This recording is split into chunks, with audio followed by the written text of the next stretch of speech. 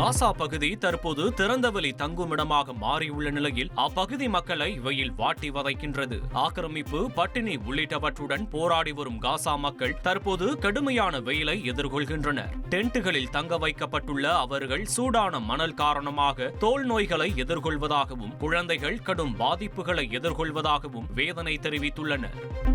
அமெரிக்காவின் டென்னசி மாகாணத்தில் உள்ள சட்டனூகாவில் பலத்த மழை காரணமாக அங்குள்ள தெருக்கள் வெள்ளத்தில் மூழ்கின. சாலைகளில் நதி போல் தேங்கி நிற்கும் வெள்ள நீரால் பல வாகனங்கள் சிக்கி தவித்தன.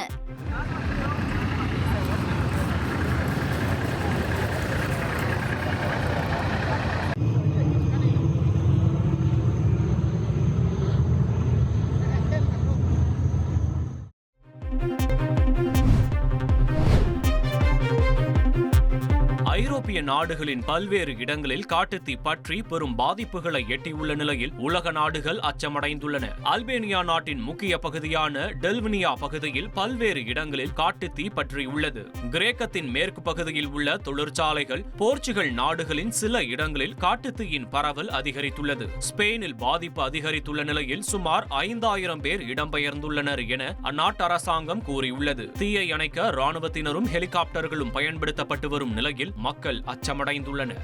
ட்ரெண்ட ஃப்ரெண்ட் ஆக்கிக்கோங்க. தந்தி டிவியின் சப்ஸ்கிரைபர்ஸ் அண்ட் ஃபாலோவர்ஸ் குடும்பத்துல நீங்களும் இணையுங்க.